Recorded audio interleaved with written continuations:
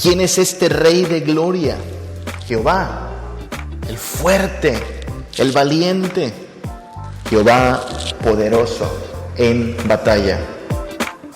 Con todos los adjetivos que a mucha gente le gusta, ¿no? Dios, amor, misericordia, bondad, Abba, Padre, que dicen papito, ok, pero es fuerte, en batalla. A su presencia tiembla la tierra, delante de él son desmenuzados los montes como polvo.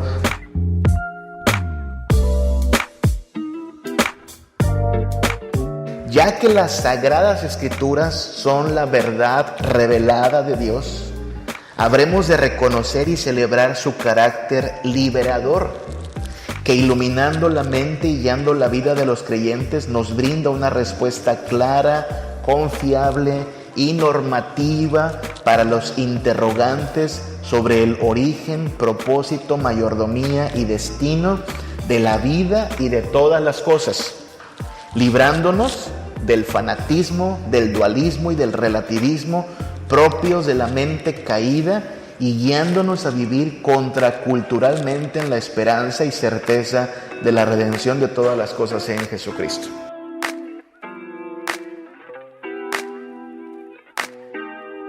No desmaye vuestro corazón, ni temáis, ni os azoréis, ni tampoco os desalentéis delante de ellos, porque Jehová vuestro Dios va con vosotros para pelear por vosotros contra vuestros enemigos, para salvarnos.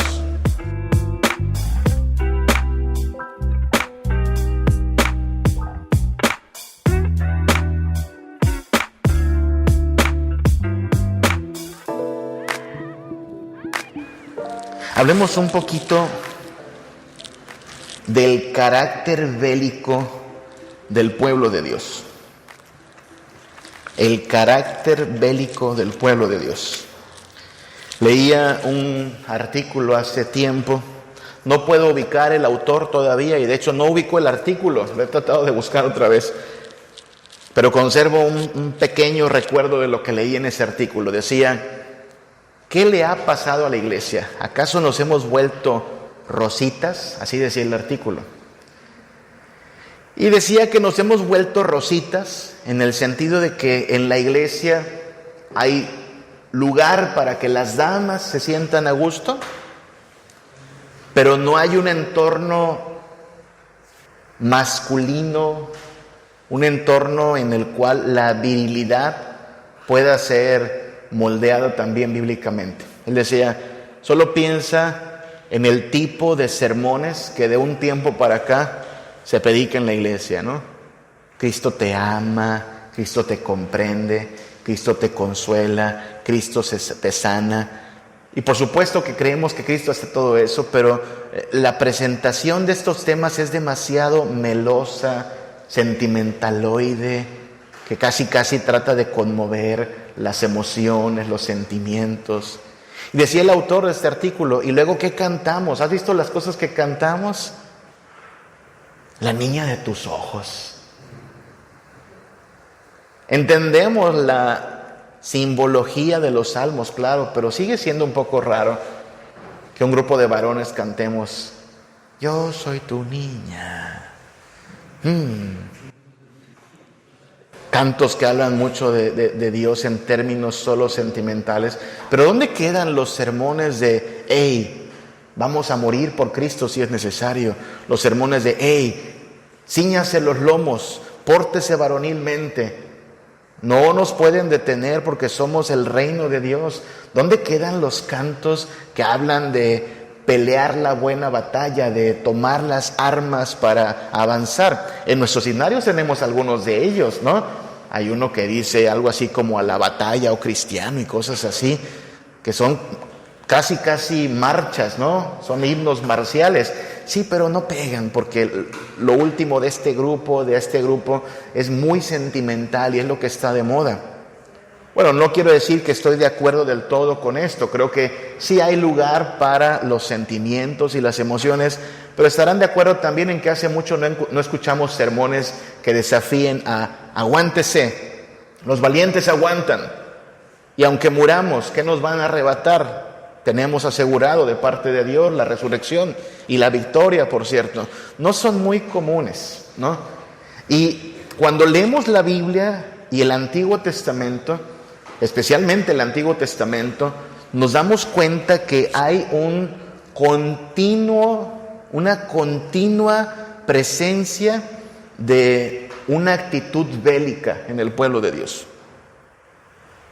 Esto le encanta a los niños, por cierto, porque no necesitas las historias de los vengadores y las historias de personas peleando por la justicia. Aquí corre mucha sangre en la Biblia. Hay batallas, hay cabezas que salen volando, sangrando, hay espadas que atraviesan enemigos, hay pueblos que son aniquilados y quemados por no someterse al Dios de los dioses. Deuteronomio 20, por ejemplo, del 1 al 4, ¿se acuerdan que Dios pone reglas para todo? Pues hasta para la guerra había reglas. Estas son las reglas de la guerra. Cuando salgas a la guerra con tus enemigos y vieres caballos y carros y un pueblo más grande que tú, no tengas temor de ellos, porque Jehová tu Dios está contigo, el cual te sacó de la tierra de Egipto. Y cuando os acerquéis para combatir, se pondrá en pie, ¿quién? El sacerdote. ¿Te imaginas la escena? El ejército de Israel a punto de entrar en batalla, y quien los va a animar, como era costumbre en las batallas, quien les va a tratar de levantar el ánimo, no es el capitán en jefe, el sacerdote. El mismo que prendía las lámparas y ponía los panes, tenía que animar al ejército para la batalla. Versículo 3, y les dirá: oye Israel, vosotros os juntáis hoy en batalla contra vuestros enemigos. No desmaye vuestro corazón, ni temáis, ni os azoréis, ni tampoco os desalentéis delante de ellos, porque Jehová vuestro Dios va con vosotros para pelear por vosotros contra vuestros enemigos, para salvarnos.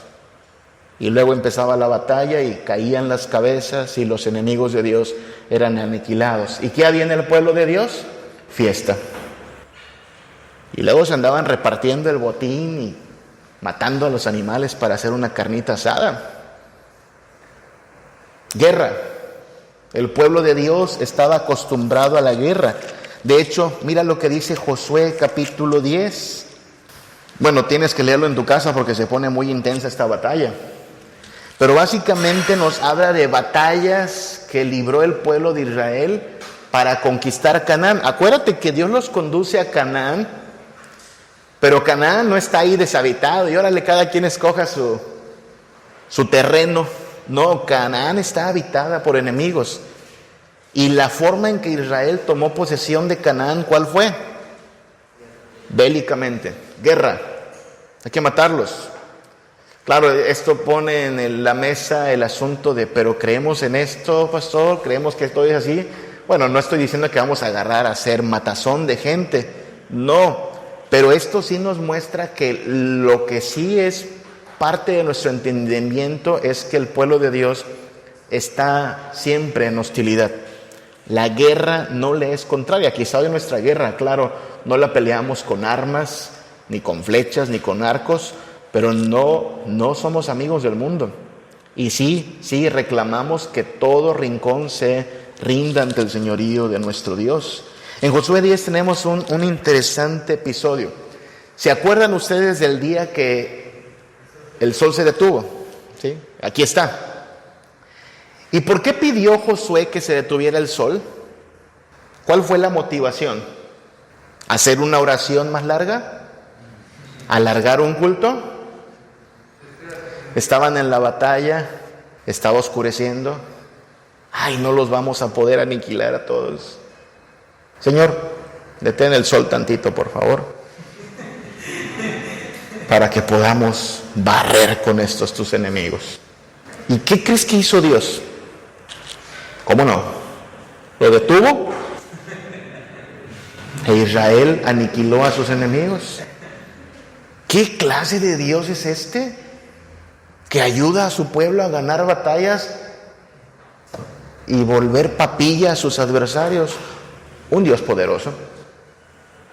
Por eso te recomiendo no ponerte contra él. Nadie le ha ganado. ¿Cómo se te ocurre altercar contra el Dios de los ejércitos? Solo un tonto lo haría. Lo mejor, lo más sensato es rendirse. Jueces capítulo 3, versículos del 1 en adelante. Estas pues son las naciones que dejó Jehová para probar con ellas a Israel, a todos aquellos que no habían conocido las guerras de Canaán, solamente para que el linaje de los hijos de Israel conociese la guerra, para que la enseñasen a los que antes no habían conocido, a los 5 príncipes de los filisteos, todos los cananeos, los sidonios y los heveos que habitaban en el monte Líbano, desde el monte de Baal Hermón hasta llegar a Hamat. ¿Notaste lo que acaba de decir la palabra de Dios? Dios dejó a ciertas naciones en el territorio solo para que Israel no dejara de entrenarse para la guerra. Para que no se vayan a dormir, les dejamos estas naciones para que practiquen, pues. Para que tengan con quién pelear. Dios. Salmo 24, versículo 8, nos presenta una imagen interesante. Salmo 24, 8. ¿Quién es este Rey de gloria? Jehová, el fuerte, el valiente, Jehová poderoso en batalla. Con todos los adjetivos que a mucha gente le gusta, ¿no? Dios, amor, misericordia, bondad, Abba, Padre, que dicen papito, ok.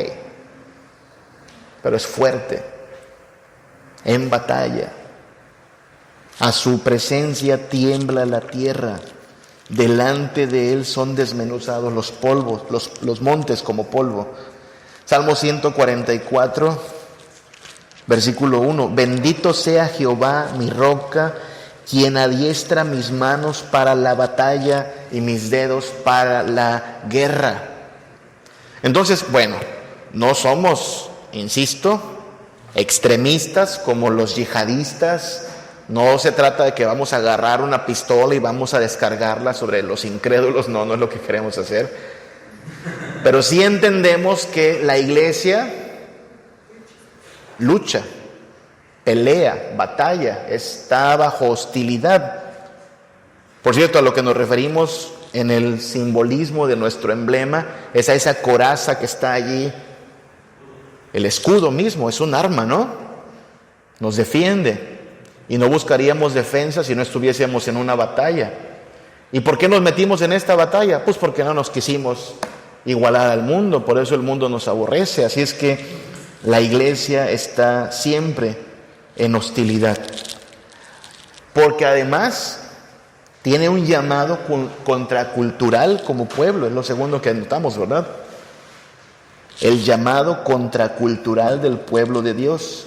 Dios estableció que su pueblo no se iba a amoldar al mundo, no iba a seguir las costumbres, entiéndase la cultura del mundo, sino ser diferente al mundo. Levítico 18:30, guardad pues mis ordenanzas, no haciendo las costumbres abominables que practicaron antes de vosotros, y no os contaminéis con ellas. ¿Quién dice? Yo, Jehová. No los iguales, no sigas su cultura. Es una cultura que yo no acepto. Ezequiel 11:12. Y sabréis que yo soy Jehová, porque no habéis andado en mis estatutos, ni habéis obedecido mis decretos. Esto es un regaño, ¿no? Sino que según las costumbres de las naciones que os rodean, habéis hecho. Es como Dios dijo, ¿qué te dije pues? ¿No te dije que no hicieras como ellos? ¿No te dije que no te iguales a sus costumbres? Pero ahí vas a hacerlo, me vas a conocer, vas a saber quién es el Dios, por haber quebrantado mi pacto, mi voluntad. Levítico 20:23, la orden era esta: no andéis en las prácticas de las naciones que yo echaré delante de vosotros, porque ellos hicieron todas estas cosas y las tuve en abominación. Sí, a lo mejor sus hábitos de vida, sus diversas prácticas las colocaríamos en los museos de esta tierra, pero lo que Dios dice es, no hay nada de admirable en esa cultura, porque no es la que yo quiero. Y tú no te tienes que igualar. ¿Se han dado cuenta que ir a un museo es ir prácticamente a apreciar el grado al cual llega el paganismo en el mundo? Cualquier cultura del pasado lo que muestra es el paganismo, la mentira y el fanatismo gobernando la cultura completa. Y claro, es interesante, no estoy diciendo que no sea asombroso ver el castillo de Chichén Itzá. ¿Te das cuenta? Esto es lo agridulce del ser imágenes de Dios corrompidas. Pudieron calcular el momento exacto en que el sol hace este cambio, nuestra posición respecto al sol cambia y ocurre en los equinoccios, ¿no? Pudieron calcularlo. ¿De dónde sacaron esas piedrotototas? La gente viene de Europa a ver esto. Pero así como vemos el ingenio de la imagen de Dios, del hombre creado a la imagen de Dios, para levantar una pirámide, para calcular geográficamente nuestra posición respecto al sol, tristemente no aparecen ahí abajo lo que escribía Juan Sebastián Bach, ¿no? Solo a Dios la gloria. No, es en honor a Kukulcán. De por sí las 7 famosas maravillas del mundo son monumentos del paganismo, ¿no? Sí. Así de triste es nuestra condición. Somos ingeniosos. Podemos hacer cultura, pero nuestra cultura está manchada por el pecado, a menos que Dios nos libere de esa maldad, de esa corrupción.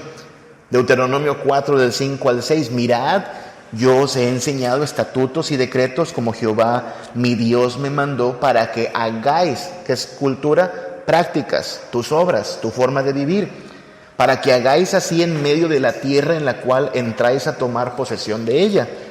Guardadlos pues y ponedlos por obra. Estos deben ser tus hábitos, tus costumbres, tus prácticas. Mucho ojo con esta expresión.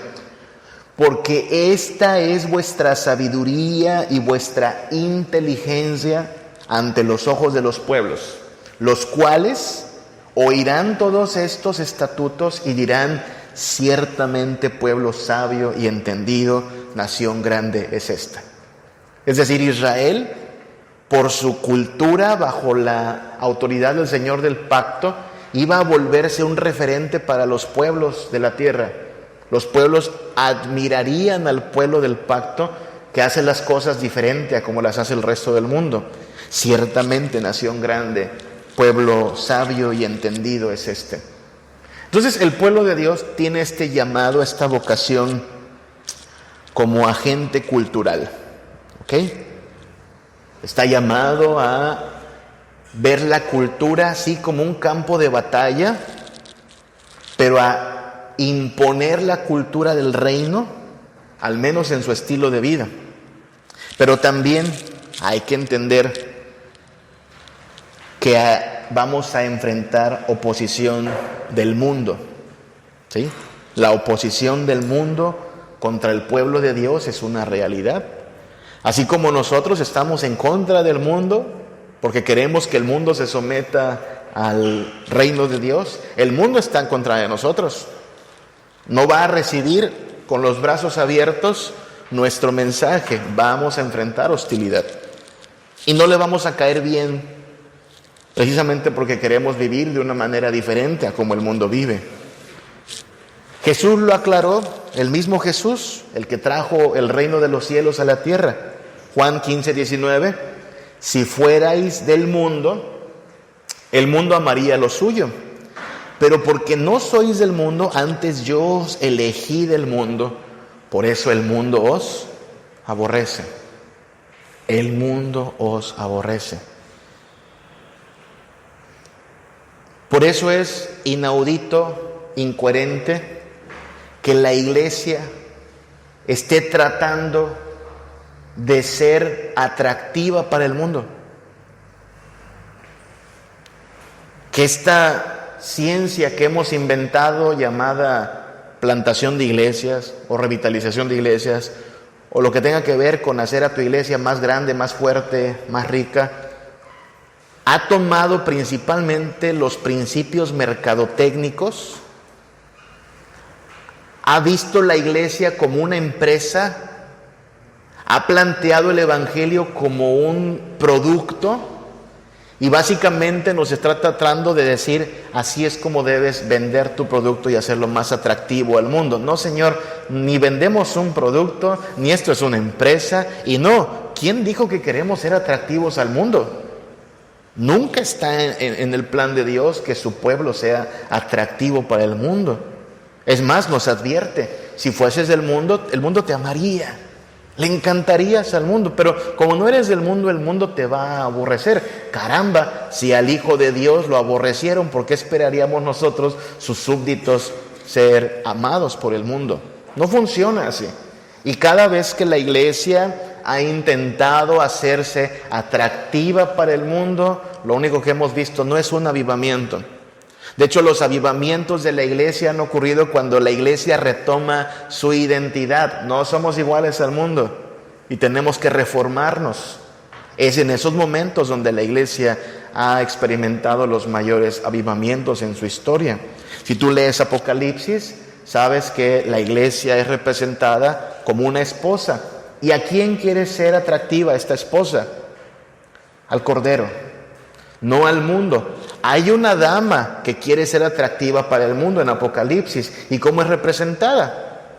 Como una ramera. ¿Notas el contraste? La iglesia no es la ramera del mundo. La iglesia es la esposa del Cordero. Que la ramera quiera darle gusto al mundo, pues para eso es una ramera. Pero la esposa del Señor debe ser santa para su esposo. Esa es la idea en la cual tenemos que ejercer nuestra cultura. Sabiendo que, bueno, el mundo no nos va a amar, ni nos va a elogiar, el mundo nos va a aborrecer.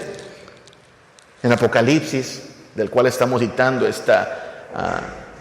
estos símbolos, hay un símbolo también muy interesante, muy importante, de dos testigos en la plaza del mundo, ¿sí? en el escenario del mundo, hablando, testificando, llamando al arrepentimiento, pero el dragón les puede dar muerte. Y dice Apocalipsis 11 que quedan tendidos los cuerpos de estos dos testigos. Creemos que estos dos testigos representan a la iglesia, ¿ok? En el Antiguo Testamento, para hacer un juicio, para presentar una acusación, necesitabas de dos testigos. Y en ese sentido nosotros estamos proclamando juicio, ¿no? Para arrepentimiento. Y sí, el dragón ha tenido permiso para matar a algunos. Hermanos nuestros mueren todos los días en los países donde hay persecución. Es un honor morir por el Señor así. Pero en esta imagen, los dos testigos terminan muertos. ¿Y sabes qué hace el mundo? Apocalipsis 11:10. Los moradores de la tierra se regocijarán sobre ellos y se alegrarán. Es más, van a organizar intercambios de regalos, ¿viste? Se enviarán regalos unos a otros porque estos dos profetas, ¿qué hacían con su mensaje? Inspiraban al mundo, motivaban al mundo, le daban palmaditas al mundo, no, atormentaban a los moradores de la tierra. Por eso es inaudito también que queramos hacer de la predicación algo atractivo para el mundo. Hermanos, la predicación no es para el mundo, la predicación es para el pueblo de Dios. Cualquier pastor que crea que haciéndole al payaso, haciéndole al estandopero, que haciendo el sermón más chiquito va a tener mayor influencia, se equivoca. El pastor debe alimentar a las ovejas, eso era apacentar, ¿verdad? Dar de comer a las ovejas. Y claro, cualquiera del mundo puede venir y conocer a nuestro Señor.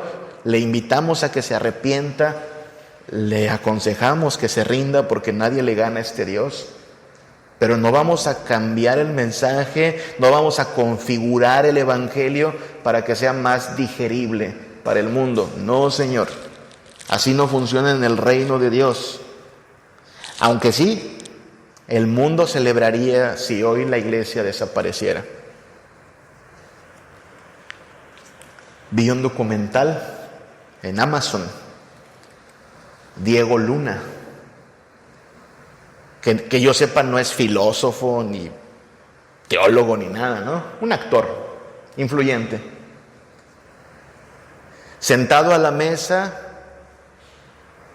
con la que ahora es secretaria de Gobernación, con un sacerdote católico, pero más liberal que nada, gay, asumo,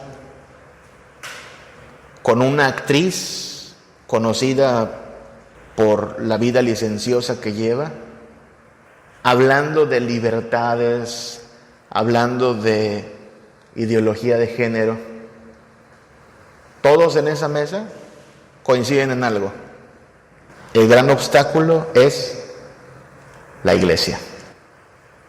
La iglesia con sus enseñanzas, la iglesia que desde chiquitos a los niños los adoctrina. O sea, ellos sí pueden adoctrinar en sus mentiras a nuestros hijos, pero nosotros no podemos enseñar a nuestros hijos la verdad, ¿no? Pero me sorprende eso, una plataforma que se supone que lo que produce es entretenimiento, auspiciando un documental que de serio no tiene nada, y todos en una mesa finalmente diciendo, el enemigo es la iglesia. Si la iglesia desapareciera, ¿sabes qué harían en esa mesa? Brindarían de gozo. Así es que la iglesia tiene hostilidad en su contra, enfrenta hostilidad en su contra. Jesús, de hecho, lo que dijo es bienaventurados. Allá en Mateo 5, en las bienaventuranzas, del 10 al 11, bienaventurados los que padecen persecución por causa de la justicia. Recuerden que justicia tiene que ver con cumplir la ley, con someternos al señorío de nuestro Dios. Sí estamos llamados a hacer justicia, a vivir sobria, justa y piadosamente. Y bienaventurados los que sean perseguidos por esto, porque de ellos es el reino de los cielos. Bienaventurados sois cuando por mi causa, también no es ir a la cárcel por cualquier cosa, ¿no? Por mi causa os vituperen y os persigan y digan toda clase de mal contra vosotros, mintiendo. Es un honor de verdad si nos toca enfrentar la hostilidad en este mundo. Claro, va a poner a prueba nuestra fe y nuestras convicciones, pero la Biblia deja bien en claro entonces que el pueblo de Dios a lo largo de la historia ha tenido que apropiarse de un carácter bélico, que estamos llamados a vivir contraculturalmente y que el mundo mismo nos aborrece y se opone a nosotros. Esta cultura no es neutral, ¿verdad? No existe, de hecho, la neutralidad. La neutralidad es inexistente. Siempre tomamos un partido, siempre tomamos una decisión. El que diga que está indeciso, en realidad ya tomó una decisión. Solo que a lo mejor no es lo suficientemente valiente como para expresarla, pero la indecisión no existe. Y esta cultura, puesto que no es neutral, pues es deformada, ¿no? En el año 2017, otra reunión que tuvimos en el Sínodo de la Península, el título de aquella reunión fue Obediente a tu mandato, y hablamos de la palabra de Dios, específicamente de la palabra de Dios, la sola Escritura. Y al reflexionar sobre la Biblia y la cosmovisión cristiana llegábamos a esta conclusión. Ya que las Sagradas Escrituras son la verdad revelada de Dios, habremos de reconocer y celebrar su carácter liberador, que iluminando la mente y guiando la vida de los creyentes nos brinda una respuesta clara, confiable y normativa para los interrogantes sobre el origen, propósito, mayordomía y destino de la vida y de todas las cosas, librándonos del fanatismo, del dualismo y del relativismo propios de la mente caída y guiándonos a vivir contraculturalmente en la esperanza y certeza de la redención de todas las cosas en Jesucristo. Es decir, la Biblia, al fin de cuentas, nuestra norma de fe y conducta, tiene un poder liberador también. Lo dijo Jesús: conoceréis la verdad y la verdad os hará libres. Esta cultura dañada por el fanatismo, el dualismo y el relativismo puede ser transformada, puede ser redimida cuando el pueblo de Dios como agente cultural vive su fe y se somete a las Escrituras. A tus pies hoy me rindo para ofrecer cada parte de mi corazón y entregarlo en adoración, recordando lo que hiciste tú allá en la cruz. Salvador, a ti te doy todo el honor. Salvador, a ti elevo mi canción. Salvador, te agradezco por tu gran amor.